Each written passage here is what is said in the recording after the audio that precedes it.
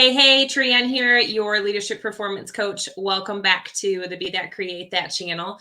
I have the opportunity to interview some amazing women through the podcast, through the YouTube channel, and through our Facebook group. And today is exciting for me because I'm bringing on Kimberly Graham, and she is currently my financial coach that I have been telling everybody and their brother and aunt and uncle about recently, because not only was I proud of us for hiring a financial coach, but I've been following Kim for I don't know, probably a year and a half until I was finally like, nope, I have to work with this person. So the power of proximity has been really strong for us and getting our financial things in order over the last 6 months. So without further ado, I'm going to bring Kim on so that she can also, hello. Hi. Yes. I could talk about you forever and ever and ever. Oh my gosh, you're so sweet. I love it. And you are doing such an amazing job. I'm just so proud. Like you'll get into more of like my passion and why I do what I do, I'm sure, in the questions, but I'm just so proud of you and happy to be here too. It's interesting what just a little structure can do, and not only in a financial situation, but in our group and in the podcast, I talk a lot about morning routines. So we've got some structure in that, but just I take out really that word structure, and I think about the fact that it's our leadership. It's our Mhm. personal leadership to say, this is where I am. This is where I want to be. I've got a stinking gap there, and I got to figure that out. So that's what made me decide to finally, I say finally because it took me too long, but it was all in good timing. Um, Hire you, bring you on, get in your space, right? I don't even know what I want to call it, work with you. So why don't you go ahead and just kind of introduce yourself and kind of what you do to our community? Yeah, absolutely. So my name is Kimberly Graham. I am like a profit coach. So many people get confused between financial coach, profit coach. There's so many names for people who do what we do. But fun fact, there's not a lot of people who do what I specifically do. The financial advisors and the financial coaches and that what you're thinking help with retirement and investments. And that's not what I do. I help with the day-to-day finances. I help female entrepreneurs understand how to manage their day-to-day funds in their home and in their business so that they're truly able to feel, my word is like financially fearless. But and furthermore, it helps people be able to actually save more money, understand where their money is going. So then they're actually able to invest more. So when you actually are sitting at the table with your advisor, you're not confused or overwhelmed by the things they're saying that you need to do in order to hit that millionaire, multimillionaire milestone that you're hitting. So my program, Millionaires in the Making, is literally about that, helping you create all of the habits and routines and strategies in place so that you are able to hit that milestone of becoming that multimillionaire that you desire to be. So yeah, so that's me. I don't even know if I like said everything, but that's what I do. I'm a profit coach.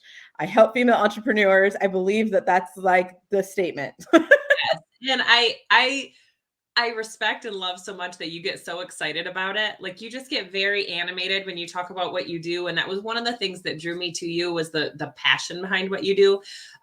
So I absolutely loved the fact that you were able to break down the basics for me when we very first started. And you're right. Like, a lot of people think with a financial coach that it's all going to be about investments and savings and, what am I going to do for retirement? And although we all need that, Mhm. we can't get to that until we have really built the basic structure. So walk us through a little bit of I know what I would expect, but what would someone expect from the first couple sessions working with you? Some people get really surprised because it is a very like foundational basis of what we're talking about.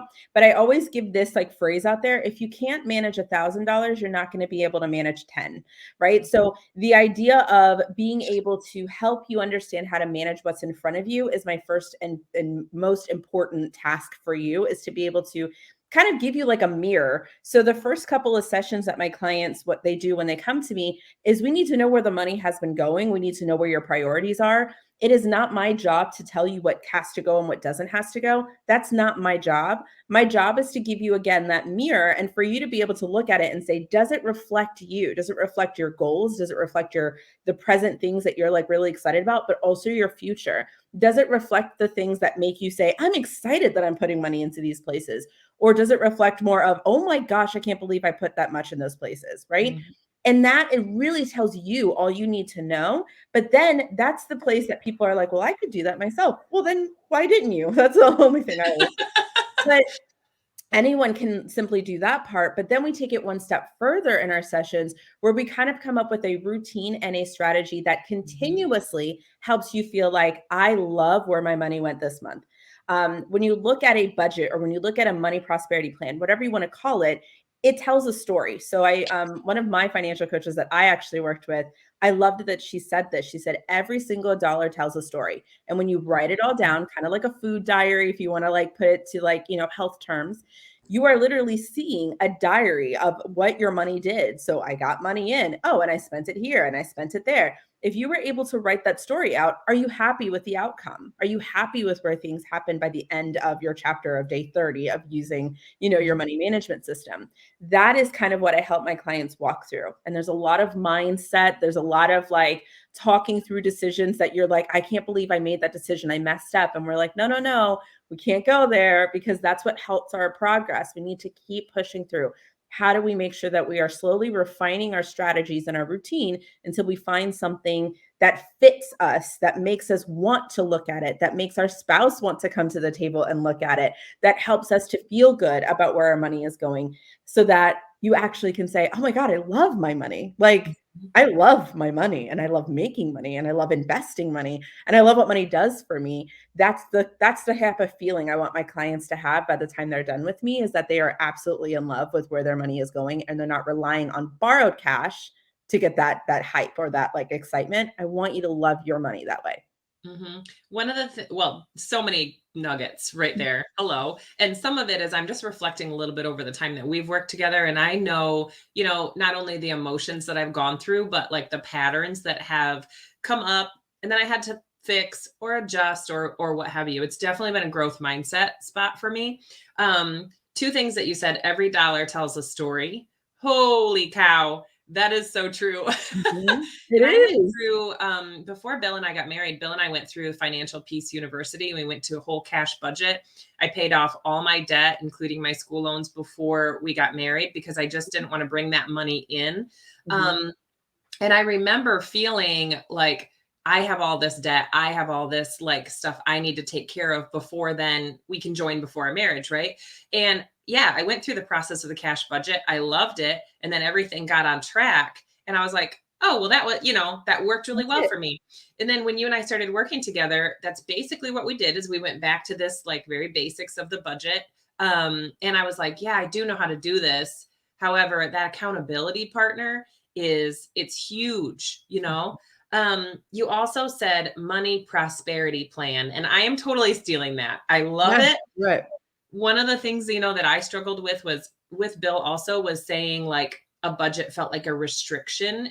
And it really was more about telling our money where to go. So walk us through like how you would have maybe that conversation with a client to get that flip of a switch. Yeah. And it reminds me of the conversation that we had, which totally changed I was like, oh, that was such a good conversation we had on that call.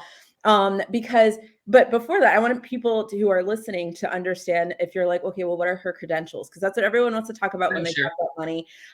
So my husband and I are both educators. So I want you to know, as educators, we don't make a lot. Okay. My husband and I together were making $60,000 a year. Okay. So we had $76,000 worth of student loan debt. That was the only debt we had. I was freaking afraid of credit cards, of spending. I loved to spend money, don't get me wrong, but I was deathly afraid of numbers getting to a certain point, or of my my savings, or I was just scared of using money, but I knew I wanted to use it. So I would have spurts of like spending, and then I would be like, oh no, what did I do? And then I would be like in hoard phase. And my husband was more of a saver, but he had this money that he had no idea that he owed over private loans and whatever. And it was $76,000. And so both of us felt paralyzed. So we were like, well, what are we going to do? So we actually went through a similar program. We went through Financial Peace University. And that was kind of what started us on our conversation and talking about money. And we got out of our debt in 28 months with the work of extra jobs, making sure we knew where our money was going and all of that jazz. And then at that point is when we recognized, okay, we have a really serious issue here, because now we've been working so hard on everything going towards the savings, everything going towards this debt. how do we actually use our money now that we have access to it, right? Mhm. And that's the part where it can get really scary. So some of my clients, or one clients who come to me who are like, well, I've already paid off my debt, so I don't think I'm your ideal client. And I was like, actually, you're more of my ideal client than you recognize. If you Oh are yeah. already out of debt, you have more money that's coming in than more than the average American, right? So if you're bringing in all this money and you still don't know where it's going, or you're still feeling like, how are we in this? Then yes, you are an ideal client because I'm going to help you maximize that cash flow. So then you're actually able to put it towards different places. But one of the conversations that we had about abundance and what abundance actually means was like some of my favorite conversations I've had with a client. Seriously, like that was an amazing conversation because abundance, I ideally what we love to say, and like energetics and people who love to say abundance is like, oh, you walk in abundance and money will come to me. And yeah, you're right. Like if you believe that, that's a part of the process to know that it's happening. But if you don't take the time to manage what's already currently around you, right? That's where abundance happens. Abundance is not hoping for more money and saying, okay, well, when the money comes, that's abundance. It's coming to me. But abundance is actually taking stock of what's around you and saying, wow, I'm so grateful for what's around me. I'm going to take good care of what's around me. And I'm going to trust that more is coming, but I'm going to make sure that I actually see it instead of letting it slip through my fingers. Cause I'm like, woohoo, more money. And I'm going to just spend it on something and then Right. it's gone again. Right.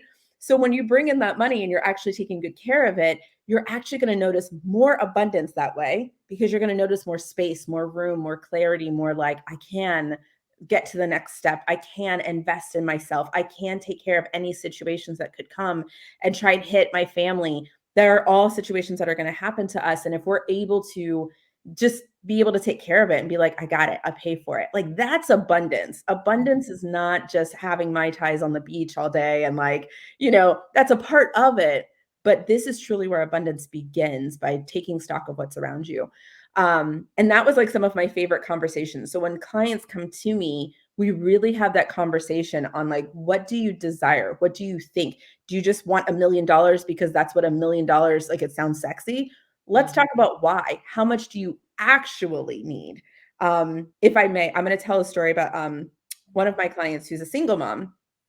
And she came to me right after her divorce feeling so like overwhelmed, like, oh my gosh, where like I'm so scared of like I need his money and we're going through this divorce battle and all of that stuff.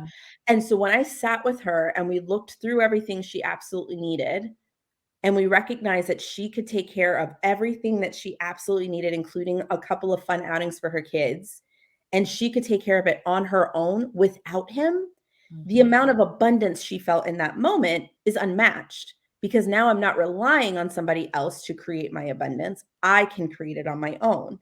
And that gave her so much independence and gave her the power to keep going. So, like, those are the types of conversations that I have with my clients to help them recognize the power that they already have in front of them so that they can continue to move forward to these other goals that they have. And that relief. I mean, over and over, it could be because it's ice cold in my house, but also because I just get such goosebumps of like the conversations that we've had. They've Mhm. really been very enlightening, and you do it in a way that it gets me to think, and then but I'm not thinking in a way of like I've done something wrong. We Mhm. definitely have had some great conversations of like you're just kind of stirring those emotions, stirring those ideas. Well, what if, what could we do over here? What's something else we could try? I mean, I truly look forward to them every week. So you're excellent at what you do. Where do you feel like, where do you feel like this vision now is taking you? You've been an entrepreneur for how long, and what kind of things do you have in the works? Yeah, I've been an entrepreneur for this will be my third year. And when I started this business, I was actually in direct sales.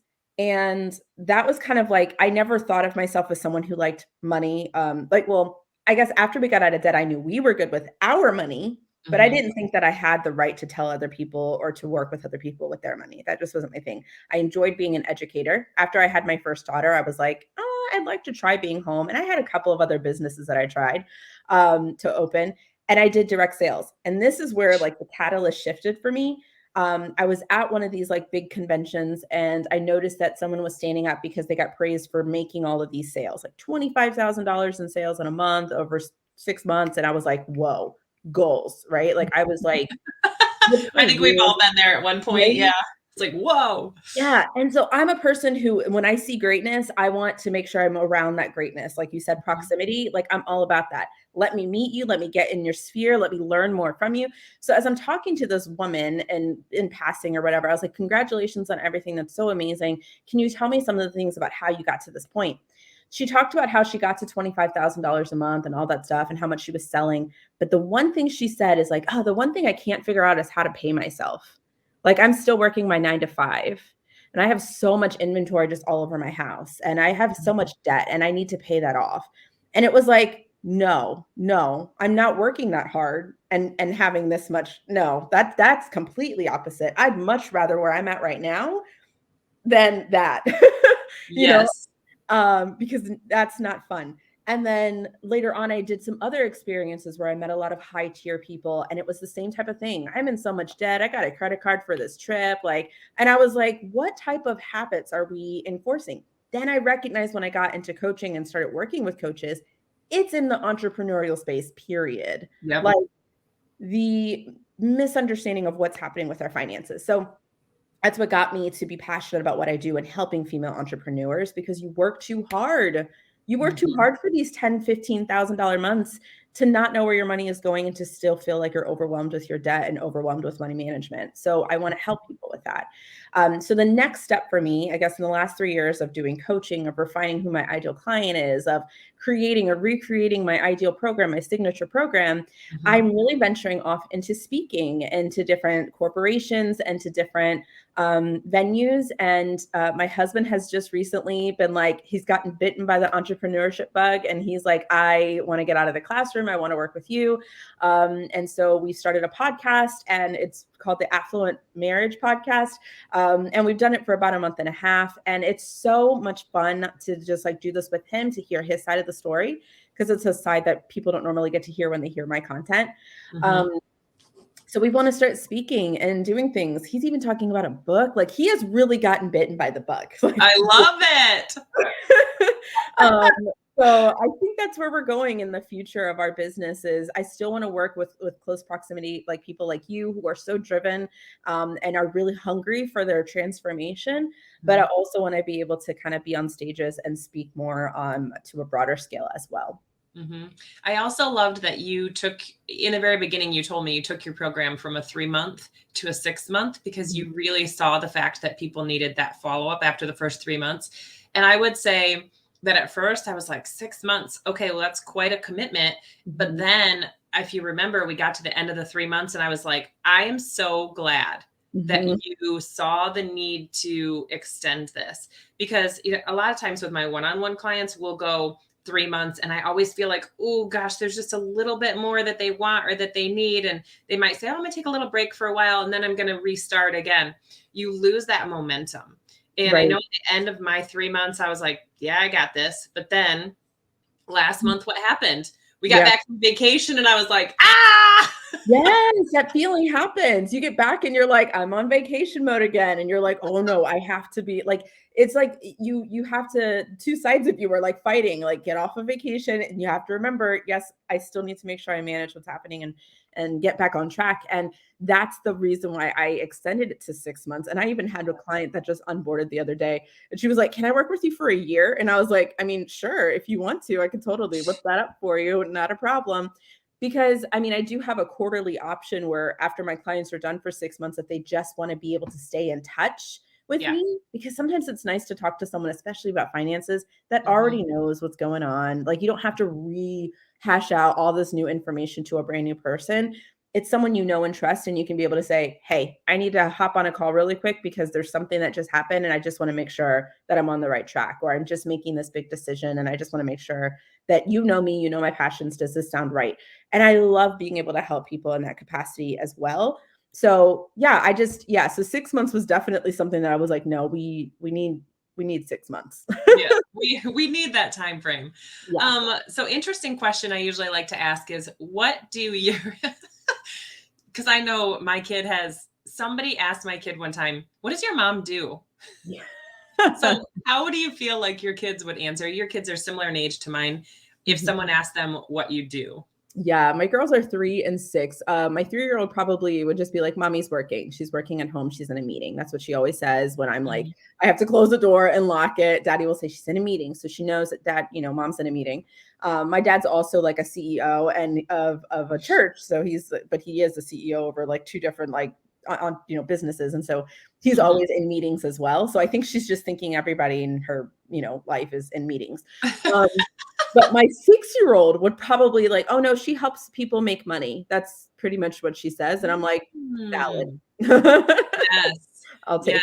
take it. That's funny. Yeah, Blake says, "Mom talks to people on the internet and inspires them to do their best." I'm like, Oh, that's so sweet. "Girl, I'm just gonna make that my tagline." Yep, that's it. I love it. I love it so much. Like, that is, Yeah, like that's it's perfect right there. very sweet. So we talk in the group. I mean, obviously, you're very successful, and we talk in the group a lot about our own personal leadership and how we create that success for ourselves. Mhm, And one of the main things that I talk about structure wise is a morning routine. mhm, So, and again, that morning routine doesn't always have to be done in the morning. It's just the fact that you've got a structure somewhere in your day that is guided towards your growth. mhm. So, what would you say is a non-negotiable for you? If it's not a morning routine, what is something that's helping you keep, yourself led towards that success? Yes, this is a good one because it is not a morning routine because I am not a morning person, and if you saw my stories today, I am dealing with my 2 girls in the morning, and I'm just, like, frazzled by the time we're done with, like, drop off. But one of the things that is a non-negotiable for me as an entrepreneur is well, actually, I have a couple. One for my husband and I, but one that's just for me as an entrepreneur that's a routine is I have to have maximum 2, but at least 1 day where there's no meetings so that Mhm. I can focus on like back office things. And so in those days, that's when I'm like, okay, I need to like really journal and like, am I happy with my progress? What am I proud of? What do I Mhm. want to work on? What clients do I want to like reach out to individually to just say like, hey, I'm thinking about you. And it's not busy work, it's intentional work because I just want my clients, like no matter how many clients I have in my roster, I want them to know that I'm thinking about them and that Mhm. I literally have like emotional ties to them, which is somewhat not healthy, but it is what it is. It's the teacher in me. Um, I so felt I'm that way too. I would be so not well, I'm gonna use the word obsessed. I'm Mhm. obsessed with them feeling good about themselves and their Yeah. transformations and, like, taking that next step and their confidence, and you want it for them so badly, that you can't help but think about it, but that's a great Mhm. idea to just kind of journal where they're at. I'm thinking Mhm. about them. Yeah. And it helps me to kind of like gauge my feelings like okay am I when is the last time I've connected with them, am I doing too much, like, but also Mhm. just to affirm that like it's okay that I'm this type of coach. That's what makes the value in what I in my offer. So anyway, so I'll like write those things down. I try not to focus on like content or like money moving things. I try to focus on inward, like what do I need, what do I need as a CEO if I need a quiet moment in my bed where I'm just listening to music and I'm reading my devotionals or I'm reading my Bible or I'm talking to my mom. Like I use that time for me to kind of recalibrate. And that's really Mhm. important to me. I Mhm. love taking myself out for breakfast. I don't know why. Like it's something that I just like love to do at least once a month to just go out and just people watch and take myself out for breakfast. No thoughts on my mind. No No shame kids, at no all. friends. It is it is my happy place. I have one place that I go to specifically, and it's my happy place. I love it. Um, so yeah, but with my husband and I, we at least for 5 minutes every week, if not at least 10 minutes at the end of the month, we will go over the finances and have like a check-in. How are you doing? How are you feeling? Where are you feeling a little bit more pressure in certain places? If you're like, okay, this is something that's giving me pressure in terms of like my business, which I feel like is going to be a big conversation we're going to have, Mhm. whenever he decides to like, make that jump, there's going to be a lot of shifting and we're going to need to communicate a lot. We're already having these like extra conversations because he's really into his content, which is great. But a lot of his content includes me. And I'm like, I'm in bed. I'm tired. Right. I Right. don't want to make content right now. And so I'm like, okay, like I'm fine with you doing this, but we need to have a structure as to when is like content days so I can be ready and be on. Yes. So these conversations are good to have. So we'll at least have a 5 minute like download of like where are you at? How are you feeling? and what things are coming up in the next month, or next week. So then we can make sure we're prepared for it financially, those types of things. So I think both of those have really kept me be sane and have boundaries, and both just the communication with my husband and also in my business. That's awesome. And I'm excited to hear more episodes of your podcast. And I love that he's into it, and that he's like the fact that you guys are able to work together moving forward. I think that's going to bring some good content also. Um, I've listened to Lori and Chris Harder quite a lot, the Earn Your Happy podcast. And then she has him come in, and they really talk about being entrepreneurs together and how it feels to spend 24 hours a day together, and what you can do to give yourself a little breathing space when you're working so close in proximity. Yes, I feel like my breakfast dates are going to become more like sacred when we're working together, because I need my space. Like, I love the fact that I have the house to myself a couple days a week. So having him in my space, I'm probably going to be like, "You're not supposed to be here, friend." I love you, but this is my space. Oh, 100%. I'm so with you. Like, I love that the girls are at school right now, and I'm not really quite sure what summer is going to bring. Again, there's always that transition, but again, the planning, we'll figure it out. We'll make sure. They love to go to their grandma's. Their grandma loves to have them. So there'll be some structure there, but it's like, look ahead. We know this could be an obstacle. What are we going to do about it? How am I going to lead myself through this? Exactly. Yeah. So, share with us where people can follow you, where they can find you, where are you hanging out these days, so that they can get in a better connection with what you're doing. Yeah, I'm mainly on Facebook, but gravitating more towards Instagram now that my hubby's on there and we're doing content together. So you can find me on Instagram at kgmillionairecoach, and follow me there and kind of hear a lot of my ramblings about kids and life and money. Follow me on Facebook at Kim Graham. I'm just under Kimberly Graham. Nothing crazy going on there. You can also join my group. It's six figure earners, and it's talking about how to keep and manage your hard-earned money. That's really what we talk about there as well. And yeah, that's pretty much where you can find me. Try to keep it simple, Yes, I love that. Well, try to keep it simple, but then your face is also all over, because you put out some great stuff. So thank you. I've had you on. I've had you on hot seat now for 25, 27-ish minutes. So asking questions that we did not set up ahead of time. I love to make these more conversational so people can really get to know you and we can be authentic. I would ask you, what is maybe one question that you are thinking you might have for me? Okay, so I've been ready for this, and I've been waiting for this question. Okay, so my question for you, Trienne, is... I don't know if I'm ready. I actually have a couple questions for you, but I will save the other one. It just popped in my head, and if we have time for it, I'll ask that one. But my big question for you is, what do you see as your big goal in your business? Like, what is the things that if you could wave a magic wand, what is the impact and the thing that you want to be able to create? The things that I am most looking forward to are business leader type retreats for women and their teams. I have one woman who runs her own brokerage, and then she's got this team of 12 women, and we just did a vision board party a couple weeks ago, and seeing them together and working together and talking about their goals and then supporting each other with some other things. It just really reinstated in my heart that I want to do these away retreats for women leaders and their teams. So I want to do those for sure. Speaking has always been on my list. I want to travel to speak and make those stages all about empowering women and developing leadership on their team so that they can take some things off their plate in order to add some new growth and learning and really expand. My hook on that is that it's really important for me to be able to take my kids and my husband with me on some of those trips, because I feel like they should be able to experience. And I also want my girls to see it.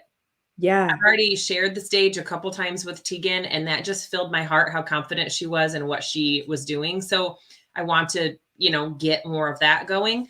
But really, this is a problem of mine, is I stay very in the moment with my clients. Like, one-on-one makes me happy. Group makes me happy. Supporting people is really fulfilling for me. So I have a hard time then looking at that bigger picture and going, oh, but I could do this, because I'm so present with them. Yeah, but that's probably the two biggest things. Is I love the retreats and I want to do more speakings. I love that. And I feel like you're so I just love what you do and how you exude leadership and what you do currently. And you just have so much to share and in that space. And I love the smaller retreat idea. And I also love being on stages. Like that's always fun. But Mhm. taking your family with you is totally a goal of mine too. Fun Mhm. fact, because you'll understand this and you'll appreciate this. I've been looking for places in the Florida area specifically because I want to take my kids to Disney more often. And I was like, if I'm in Florida, you might as well take it. You're there already. Yeah. And that's kind of a like back in my head, like, let me just be strategic with my marketing and just go right down to Florida. Mhm. If we happen to do a speaking gig in St. Thomas even, I mean, it would be amazing. I would not be opposed to that. Like my kids gotta come. It's just the way it is. I love Right. that. And I love the idea. Like so I went to St. Louis last couple of weeks ago, month ago, and I took my mom with me, which was really special. Like she was just like my right hand. And I was like, oh, I want to take one member of my family on a fun trip where I'm like speaking or something. Just one so that they can be like, oh, you're not just sitting at home in your jammies all day. And two, that they can just be able to experience a different side of life, especially my niece. She's 20. No, she will be 19. She's young. She's just has yet to see the world. And I'd love to be that fun aunt that's like, come with me and I will just be able to take care of it so that you can see a different version of the world and a way that she can impact. So I love that you have that same perspective. Can I ask you my secondary question? Sure, of course. Where Who's does gonna tell us Trienne, no? I know, right? You're just going to tell us. I mean, if anything, you can just cut this out. Where Right. does Trienne come from? Oh, interesting. So, I'm part of a book collab right now, and the very first part of my chapter is all about where my name comes from. However, Trienne, my mom said that she dreamt before I was born. And then my brother-in-law actually found that the female version of the word equestrian, the end of it is actually spelled in that way. And I competitively rode horses for years. Horses have always been a big part of my life. So I think kind of intuitively, my mom thought of it in that way. But I only know like three other people with that name. I'm sure at some point there will be more. You know how people like pick things up and move along with them. But one of them is someone who I met through Facebook when I tried to name my page and it wouldn't let me. And I was like, who has my like That's what? my name. Yeah. Met her. That's a whole nother story. She's amazing. And she's a couple of years older than me. And then the second person that I know of was actually, I think she's probably in her teens now, but I had a couple that used to come in and be my guests at the Bennigans that I worked at in college. And they actually named their Bennigans. daughter after me. That's adorable. Yep. I was like, oh, what's her middle name? And they're like, yeah, we stole that too. It's Trienne Michelle. So, That's adorable. I just think, yeah, I think that it was such an honor, you know? Mhm. So, Yeah, so there will be more, but that's where that specifically comes I from. love that. Well, I love your name. It's so unique, and I'm like, oh, Trienne. I know exactly who I'm talking about. There's no variation. I know exactly. People know who exactly I'm talking about. Yeah. And what's interesting is through not only my career, but like in volunteer activities and things like that, my name being so unique and individual has kind of opened doors for me in some weird ways. Mhm. So, Yeah, that's really cool. I've mhm. always wanted that, and I was like, this is a perfect time to ask. This is a good time. Yes. And that I talk about that specifically in the book that we have coming out. So, yeah, which is going to be coming out this month, actually. It's going to be coming out Really? in May. So, Oh, yeah, wow. it's been a year and a half in the making, and I am ready for it to come to fruition. Yay! I'm so excited for you. That's so Mhm. good. Yeah. And thank you for helping me get through and like guiding me through some of these things. You've been a great support. Obviously, I would suggest for you to be working with anybody that's in part of our community or follows our channels. But I really appreciate you coming on today. And I bet that you're going to be getting blown up with invites from DMs after we have this go live. So, Yeah, all well, right. hey, I'm ready. Bring it on. And thank you so much for inviting me. Honestly, just talking with you in general is just so much fun and you're so easy to talk to. So, this was a no-brainer. Like, of course, I'd come on and have a conversation with you. Exactly. All right, guys, have a wonderful day and make sure that if you want to get in connection with Kim, we're going to make sure that we put some of those things in the comments and in the show notes for you so that you can easily find her and the things that she's doing to make an impact on the world around her as well. Yay. All right. Thank you. Bye, guys.